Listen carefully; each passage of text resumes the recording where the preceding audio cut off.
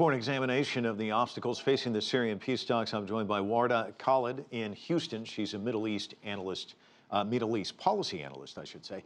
Delay in the talks, downplaying expectations. What do you read into all of this? Some are wondering if these talks are doomed even before they begin. I don't think the talks are doomed. I think they're showing exactly what the political situation is. It's a very complicated situation, and the fact that they're taking a while to take off the ground just reflects that. And as you mentioned earlier, right now it's deciding who of the opposition is going to be there, and the opposition deciding themselves, do we even want to be at the table? So this is kind of what's leading up to it. I wouldn't say it's doomed to fail. It's going to be a careful process, and we'll be following it closely. And you mentioned the opposition. I was reading where the Army of Islam's political leader was going to be the chief negotiator for the opposition, but both Russia and Syria consider the Army of Islam as a terrorist group.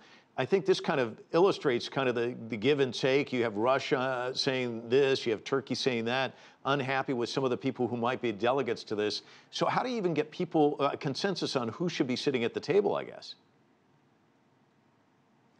Well, the fact of the matter is that Syria is a proxy war, and you have different parties there that, whether indirectly or directly, they're playing a very key role there. So you've got Russia and Iran backing the Syrian regime. You've got the U.S. and Saudi Arabia and other countries backing the opposition.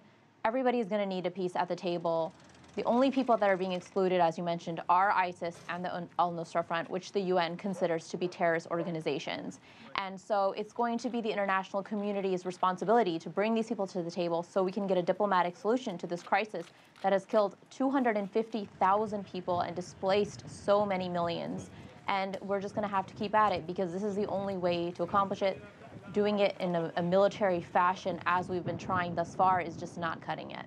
The UN Security Council just last month adopted a resolution calling for a ceasefire, lifting the siege on Syrian cities and allowing access to humanitarian aid.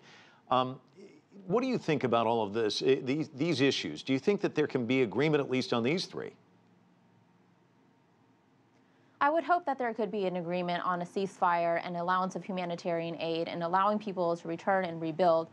And I think it's in the international community's interest to do that. Right now, the world is fed up with the fact that this war has gone on for 5 long years. Assad is still in power, causing chaos, and now he's being backed by Russia, hitting medical hospitals and such. And so I think that this is a positive development to have these talks, and we're just going to have to keep pushing at it and keep the momentum going if we want to be able to solve this situation once and for all. They're saying the process itself will last 6 months. Do you agree? What's the likely outcome, do you think? I'm not going to try to speculate on how long it could take. I know at the beginning, some of the major powers are not going to be at the table. Russia, the U.S., Iran.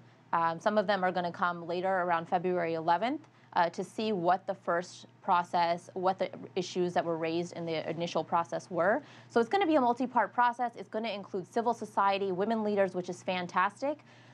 Because research shows us that peace building is more effective when women and civil society are involved. So this is great. But the fact that we have all these different parties at the table coming at all these different times, it might extend it further than 6 months. We're just going to have to wait and see. But I think the fact that these talks are happening at all, and the fact that the international community is finally coming together, is something to be celebrated, cautiously celebrated. But we'll just have to wait and see how long it actually takes. Wait and see is the operative words there. Wardah Khalid from Houston, thanks so much. Meanwhile.